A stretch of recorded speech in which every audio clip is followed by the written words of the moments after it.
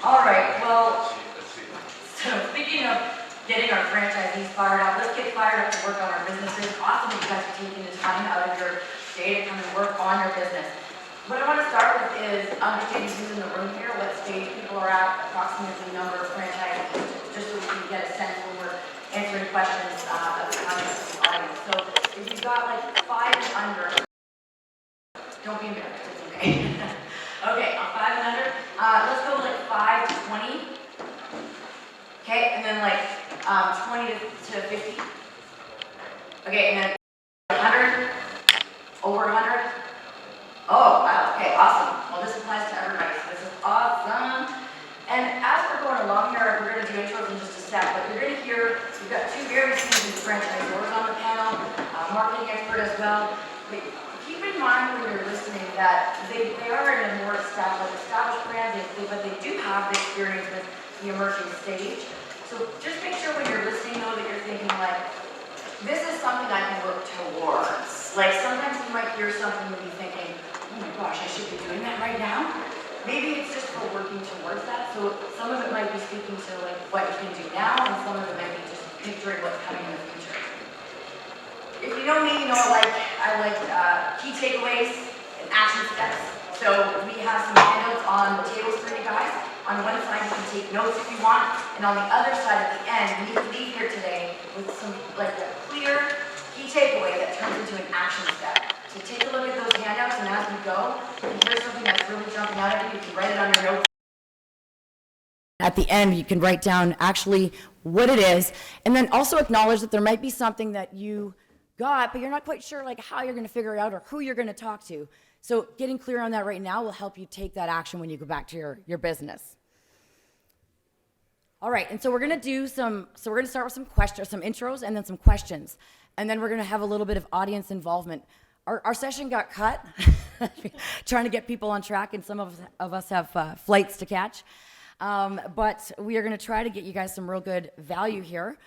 When we get to the audience participation, we just have one rule: no dumb questions.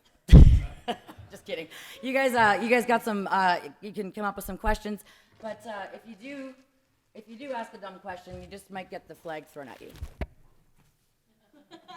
I'm kidding. There's no dumb questions. We're going to help you with whatever we can do here today. But let's try to keep it on track of how to get your franchisees out to do community marketing.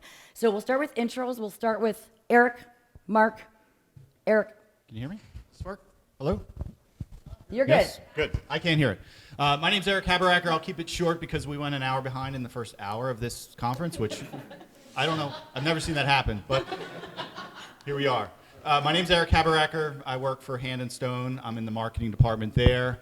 We've a little over 500 locations, and really happy to be here talking about community marketing.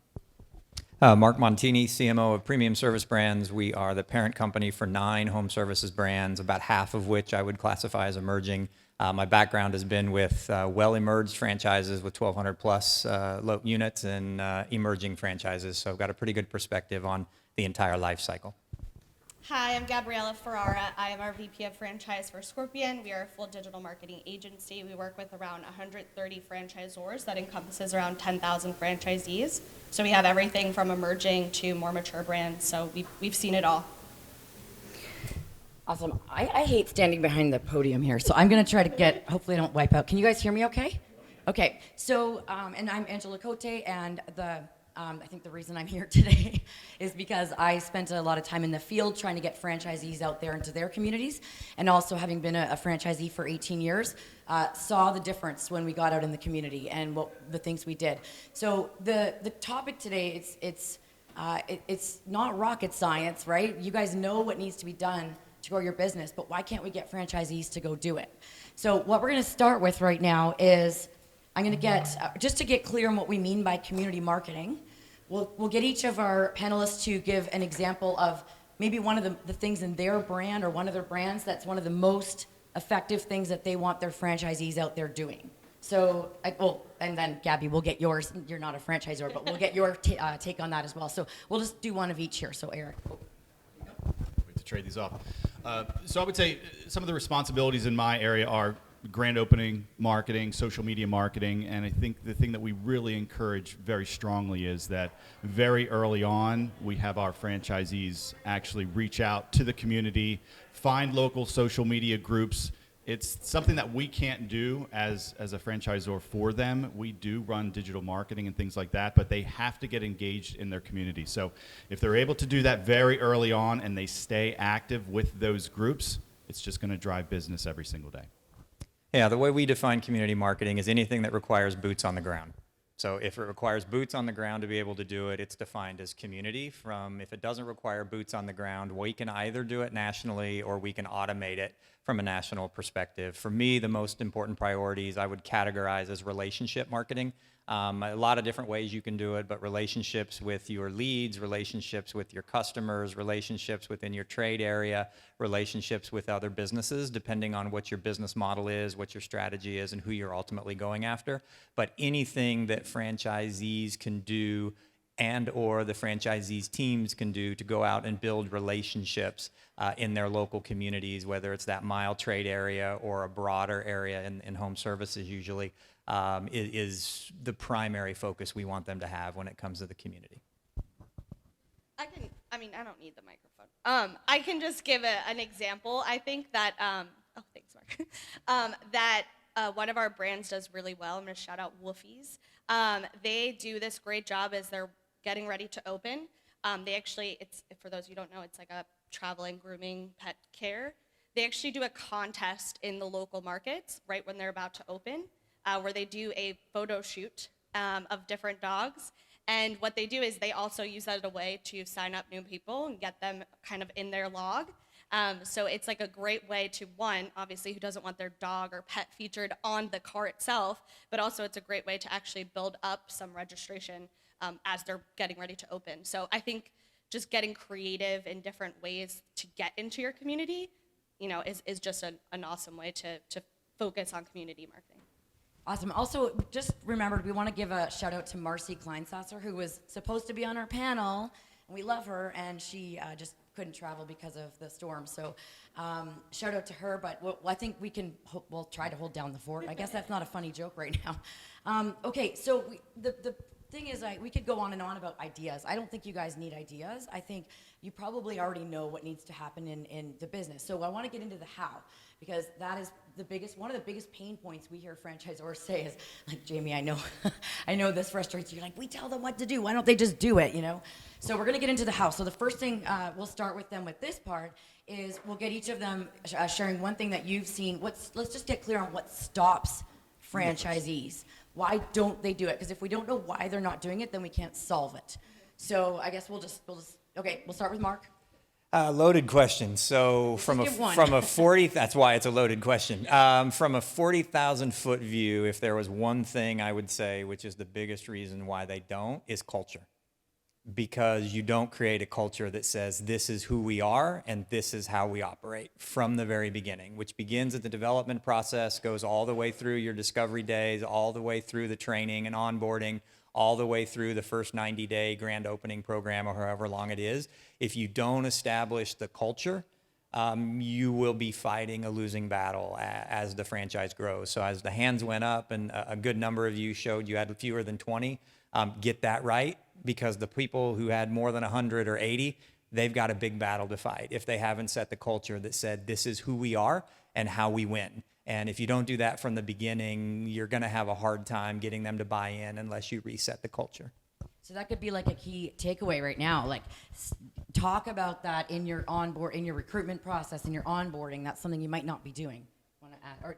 Yeah, and it's really an add-on to what Mark said, which is you have to set time aside to do this. Running the business and running the operation is time-consuming. It's taxing. It's 12, 15 hours a day. If you're not carving out time to reach out to the community, you're never going to find time in the future to do it. So when you set it that way in up front, then you're going to be able to execute on that the entire way as you're building your business out. Can we double click on that? So how do you do that? So how do you set the time? Like, give them an example of like how you could help a franchisee build that into their work week. I'd say it kind of goes into like setting expectations, right? So everything we just said, when you have everyone in discovery days in that process, just explaining what their day should look like. We talk about that in discovery days, what to manage your expectations on, is it owner operator, is it, absentee owner? We should make sure that we're communicating the things that need to take place outside of ops. So making sure you're like, okay, these are the type of marketing tactics you need to do. And sometimes the other thing is don't put all of your eggs in one basket. It's not just if you're just doing digital, like that's great, but you should be doing other things as well. So I think it's just really setting those expectations up front so that when you're telling them what their actual day would look like, a day in the life of a franchisee, it's always part of that discussion. That should be something that you set those expectations, talk about, the time, as Eric mentioned, that should be carved out, and give also examples of what other franchisees are doing, right? They listen to other franchisees a lot. So have them speak on behalf of the things they're doing so that they can actually have those real life examples. I'm just going to add in too, what we see all the time is that franchisors don't realize how granular you can get with helping the franchisees. Like you can literally show them how to use Google Calendar because you are assuming that they know how to do that. Show them how to use it and show them like every Monday afternoon from 1 to 3. That's when we're all doing our community marketing or whatever. That might be a bad example of your time for your concept, but like that's how granular you can get so that they actually go do it. So we got the time being an issue, that not setting the culture. So they're not, and the expectations weren't set. And was there one? What did you say? Time. Okay. But, another one. But I would love for, in our prep meeting, Mark talk through what the documentation is to get somebody through opening a store. And I would love for you to just expand on that a little bit because it really helped me. So I'd love for you to continue that conversation with the group. Sure, you'll have to remind me, make sure I got it, but make sure I remember what it was. So I would, and one of the things that I have found to be most successful is in our training and onboarding process, I actually walk all of our new franchisees through a business modeling exercise. And it's based on the fact that if you model out any sort of an emerging business, it cannot work without community marketing, period. I know we got a lot of smart people in the room. I would challenge you. I've done hundreds of different business models. You cannot figure out a business model that scales in an emerging concept without community marketing. And if you look at the number, depending on the business you're in, it'll be between 25 and 33% of your revenue that has to come from community marketing. You might be able to survive for half a year without it, but you will not be able to scale to the point where you create the asset value that you need to create to justify the investments you've made in your franchise. So I'm very intentional in a lot of ways to try to scare our franchisees with the reality, if they don't commit to this, they're not going to create any asset value, and it was a bad investment that they made. What we've done to help them in that process, which I think is what you're referring to, is we actually have a prescribed 90-day program. So when they come in the 3 weeks before they open, they're literally building out a list of friends and family. And then they come to training, and their training isn't go build a list of friends and family. The training is open it up and let's make the phone calls. And the looks on their faces are amazing. Their eyes get this big. It's like, what do you mean I got to make the phone calls? Like, well, why would you make the list if you weren't going to reach out to them? And I can tell with almost certainty which franchisees aren't going to make it because they're the ones who have meetings pop up whenever they're supposed to be doing those phone calls. They get a phone call from someone else. We had one a couple months ago, and he had a stomach ailment that just kept occurring. Every single time we want to do the phone calls. It's not that I don't have sympathy, but it was like, and it gives me an opportunity before they leave training to have the conversation with them that says, you need to take this seriously, because I assure you, I'm an old guy. I've been doing this for a long time. I can tell you how this story ends if you don't. And if that's the path you're going to take, let's just have that conversation now and save us both a lot of pain. But when they understand the economic model and then you prescribe in the first 90 days. So we have them list 20 B2B2C contacts that they're going to go after. We have them list 120 friends and family that they're going to call. We set them on a schedule with call scripts to call every lead back every week that doesn't ultimately book an appointment. They do 2 community events, so they've actually signed up for the community events for the first 90 days, and there's an entire planner that they have to fill out. And I personally won't allow them to go through the marketing training unless it's filled out. So it's in the middle of the training. If they don't have it filled out, they just are excused from the marketing training because there's nothing I can teach them if they're not willing to do the work. Guys, this is some juicy stuff. I hope you guys are understanding how important this is, and that what I've learned over the past number of years of working with all different franchisors is that you just really got to do a lot of hand-holding. So I just want to emphasize, and then Eric, I'm going to let you talk again. I just want to emphasize to make sure you guys caught a few things there. If I go all the way back to the culture, and this is an action step, is the like expectation setting. That's one way to solve it. If you go even further back, who are you bringing on when you're doing the recruitment? You ask them, what do you do in your community right now? Like, and if they don't do anything, maybe that's a red flag. Maybe that should have been on the Family Feud. So that then, as far as the time goes, again, hand-holding, sitting with them, teaching them about how to be productive. So we've got a few. Those are the what stops them. There's a few things that you can do to help them. Did you want to add something else? And then we're going to do some audience questions in a minute. Yeah, I wanted to add into that. It may not be their area of expertise, and we understand that, but the activity is critically important. So if they go through the process, they're going to at least understand how to do it. And then find somebody on your team that is good at it. Empower them to do it on your behalf.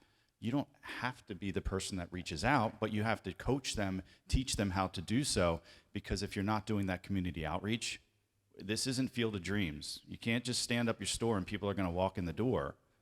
You have to make sure that you're going out there and making sure people know who you are. And especially from a franchise standpoint, they're like, oh, you're just a chain. Well, they're locally owned and operated. People need to know that and understand that. And the best way for that to happen is to go out in the community and tell them. And I also would add, like with that expectation setting, I can't believe, how many people thought when I was a franchisee of a brand in Canada that my dad actually is the founder of, we opened store number 300. Any Canadians in the room? Just Robert Brewski, a couple few, okay. Yeah, section 14 of the FDD. So when we opened I was franchisee, like the 300th store in the chain, and then 319 and 327. But we were an iconic Canadian brand. Everybody knew M&M, and even then, if we stopped going out into the community, then down things went, and then we go back out and go up. So that's a great point. That they remember that franchisee mindset is I'm in a franchise, so I don't have to do that because I pay into an ad fund, right? So I think there's a real missed opportunity. That's why I love to talk about this. So let's go to questions. Does anybody happen to have a question? Yeah, maybe I'll do this. I have a question for Eric. So you mentioned local social media groups. Could you give some specific examples of really good social media groups? And then do you have like a system of accountability to make sure that franchises are doing it? Oh, the accountability is tough. It's hard to make them do it. I mean, Mark kicks them out of training, but when they're open, you're not really kicking them out. In our business, it's Hand and Stone, massage and facial services. We're looking at mom groups, and that type of stuff is really critical. You have to know who your audience is, and then you'll be able to go out and find the groups that are aligned with that. So there's no one formula to say, hey, go reach out to the Corvette Club folks. I'm just making that up. I don't know. But you have to find who your audience is and what kinds of groups they are connected to. And in order to do that, just go out in your community and speak with people and find out what it is they're doing. At the corporate level, we aren't able to join those groups because it just doesn't make sense for us. It has to be done at the local level, the local people to do that. So understand who your audience is, find the groups that they are connected to, and then join them yourself and be active in them, and then you can spread the wealth about what you have to offer. And it should be, make sure they understand it's their personal profile joining the group. That's important. And moms groups have a lot of trust in them, right, Carissa? Like, moms groups are the way to go because if it fits the brand, I mean, it has to make sense, right? So, okay, audience questions. Angela, can I add something real quick to that? So I agree 100% with what Eric said. I'm going to give you a caution, not because I'm against it, because it's something you just need to be aware of. One of the challenges that we face, and I'm constantly trying to reiterate it for my team, is that franchisees will instinctively look for the easy way out of doing the stuff they know they need to be doing. And my team, which is relatively young, leans heavily on social. And they're brilliant ideas, and they work, and they need to be part of a core plan. The challenge is if you present it to a franchisee, is here are 8 options to do community marketing. 4 are electronic, you don't have to leave your office, and 4 you actually have to go out and meet people. they will think that doing the 4 electronic are a replacement for the 4 where they need to go out. And so absolutely you need to do it, but the message has to be clear to them that it's not a replacement for the other stuff. They all complement each other. Awesome. Okay, other questions? Guys, I gave you guys like I planted questions in the audience, so come on. This might fall under your easy button, but what is your advice to franchisees regarding like local influencers? So formerly mommy bloggers, but now digital influencers. Jamie, I want to pick on you. No? Okay, so she's asking about influencers, right? And like mommy blogs and things like that. Do you want to talk? Jamie? I'll answer it. Oh, you got it? Okay, sorry. My team does influencer marketing as well. So I love it. I love influencer marketing.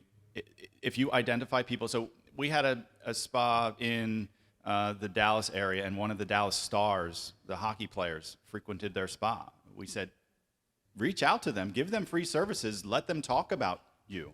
We had another location that there was a Survivor just came back on. I don't know if anybody watches that, but one of the ex-survivors, I don't know if they're a winner or not. I don't know who wins that show.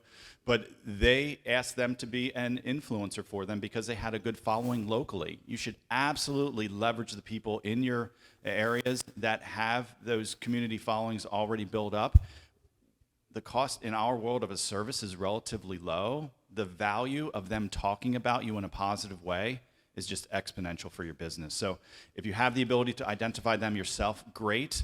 My team actually identifies them for our franchisees if they want us to do so, if they're willing to invest in that, and then we'll give them a series of names and they can reach out. We make sure they have the right contracts. That's really the critical piece of it. Make sure you get them to commit that they're actually going to do something for you if you're giving them free services. If it's a handshake and they don't do anything, you're not going to get anything. So make sure there's some sort of agreement in place in writing. I'm just to keep it moving out. I won't actually pick on you, Jamie, but I'm gonna tell what I learned from you is also that there's like the micro influencers out there. They're often a lot more effective. You don't need them to have like 300,000 followers. You need them to have a few of the right followers. So don't overlook that option. Hairdressers. Yeah, hairdressers. Just even smaller. And then the contract thing was a big one. That I learned, like getting really clear on what the expectations are and what you're looking for and what they're looking for. That's a good one. One more thing on that. If they are going to post on their social, are they giving their audience a call to action?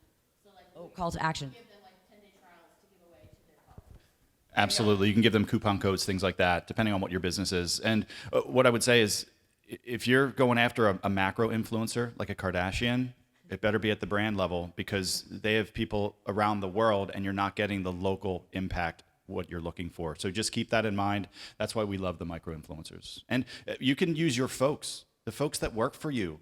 They may be influencers. Allow them to go out in the community. Give them some sort of promo code to get people in the door. Gives them more business questions. too. Yeah, because I think we have like 5 minutes left. What time is it? We have 11. We 10. got 9 minutes. 9. Okay. Existing franchisees that do this well, how can you get the existing franchisees to train and help the other franchisees that maybe not doing it as well? Did you guys catch that? Okay. So I think a big thing is franchisees listen to franchisees. Sometimes that's just an easier way to go about things. So what you can find is there's always an influencer within your own franchise network that people listen to. If they have a lot of success, share that. Whether that's, you can host the webinar yourself at corporate level and just have it be a discussion amongst franchisees. Sometimes franchisees, you could want to meet themselves and you could set that up as well. But, just cherry pick, you will know who everyone listens to, and especially if they've had great experiences or they can share unique stories, if they can share data points, KPIs, metrics that's actually measurable, it'll click for a lot more people because sometimes I think what happens is we educate to a point, but we don't actually explain the ROI or like what's actually coming from doing these types of marketing tactics, especially in your local community. So make sure that you have the data also to be sharing because that could be how someone else who's maybe analytical as a franchisee, that resonates with them more. They're like, oh, if I do this, I get this type of return on investment. Like they actually can click, and that makes them want to do it more versus just someone saying, oh, I've done this and it works. Well, tell us exactly how it worked. So I'd say, set it up yourself at the corporate level if you want that type of discussion to be had, or form a way to, host webinars or things like that. But cherry pick, who the influencers are. Awesome question. That was really well phrased. Angela, can we add a couple more quick things? Is that right? So it's interesting because I'm actually dealing with the opposite, but I wanted to share that because I think it's important for those of you that have the larger networks that may already have your culture instilled. So I've been at Premium Service Brands almost exactly a year now. We really leaned into local and our new startup marketing about 6 months ago after we had a chance to get everything restructured, reorganized, rebuild our marketing stack. And we are actually using our new franchisees to influence our existing franchisees. We have a convention in January, and I am just geeked about this. As a matter of fact, 2 minutes before this started, I got a text from our grand opening leader who said a franchisee who opened on Monday, he didn't say that, I knew that, opened on Monday, has booked $15,000 in business already this week, and it's all been local marketing. So what we're going to be able to do at convention, which goes with what Gabriella was talking about, is we're actually going to have 6, 7, 8 new franchisees who have been in business less than a year on the panel, all of which will have a better run rate than 80% of the franchisees in the crowd. And it's going to be the last panel, and we're just going to say, you guys got to decide. What we're doing is working. These guys have been in less than a year, and they're generating more revenue than all of you. If you want to figure out how to do it, sign up for this restart program that we're going to be running for the 3 months after convention, which will be our grand opening. Because it wasn't part of our culture. Yeah, it wasn't part of our culture. So we've had to reintroduce it with the culture. First 6 months, we faced incredible headwinds, and they were too busy, all the stuff that you heard. We just finally said, well, we know we can set the culture with our new franchisees, and they are literally crushing it. I mean, 80% of our new franchisees in their first year will exceed the average unit volume of our legacy franchisees this year. To a certain extent, but more culture. This stuff doesn't take tools. It just takes culture. I mean, you can support them, but they can figure out how to do it. And also the clarity that with the roadmap, Yeah. right? Did you want to? No, she Okay. just 5'd us. I was going to say, guys, we got maybe one more question. Oh, awesome. How do you respond to a franchisee that doesn't trust there will be ROI in the community market? Ooh, that's a good one. Did you guys hear that? Okay. Tell them just to believe. No, Punch them. that's the wrong answer. No, if you're doing some outreach, you can absolutely give promos and things like that out there so they can physically tie back your efforts out there in the community. So, give a $5 off coupon or some sort of whatever it happens to be, but you can then track that back because that's the great thing about technology. Technology allows you to measure all of this, but I love social media. You know that I've talked about it too much up here. But the real value of social media is it going viral and you lose control of it and it becomes very difficult to measure. But if you can see the results overall in your business, you know the activities are working. But if they don't trust it, use the promo codes, use coupon codes, use whatever you need to that gives you that understanding that it is in fact working, and then they'll continue to do more. Awesome. Isn't this fun? No. Okay. One more question. I think we've got like 2 minutes.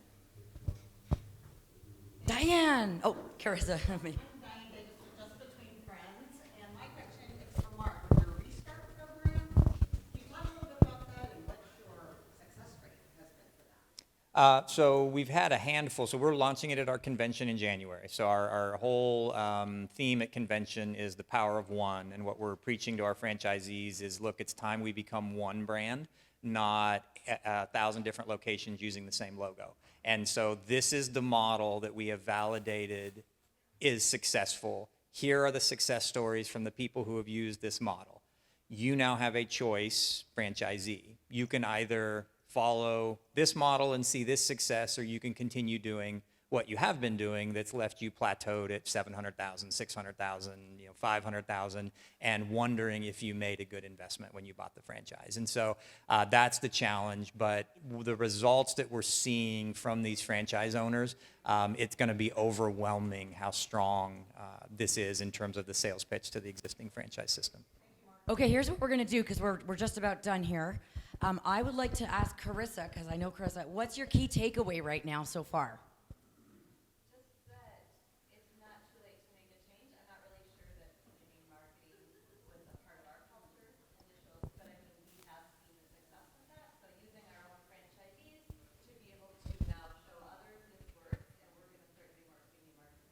Ricky.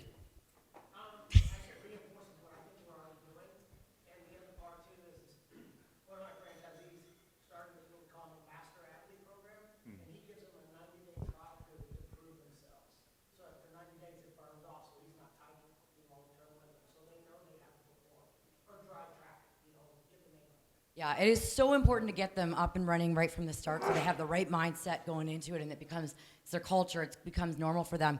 So grab those handouts and write down what's your main key takeaway and how you're going to take action on it. And I don't see anybody grabbing them. Guys, we're not letting you out of here until you do the homework. And we're going to do we're going to thank the panel is first what we're going to do. So let's do that. Rock stars, and I'm sure that unless you're catching a flight, Mark, but the rest of them are available for a quick question after. Let's do one last go be awesome or don't be shitty. So if right now you might have changed, who knows? So if you resonate with go be awesome, guys, 1, 2, 3, go be awesome. Okay, that was really shitty, except for Robert Brewski, but okay, if you're don't be shitty, 1, 2, 3. Don't be shitty! Okay, well, Marty, you are definitely not shitty. That was awesome. Okay, thank you, everybody. Make sure you guys do your action plans. I think we got everything, right? Yep. Yes. Okay, that went way too fast. You guys.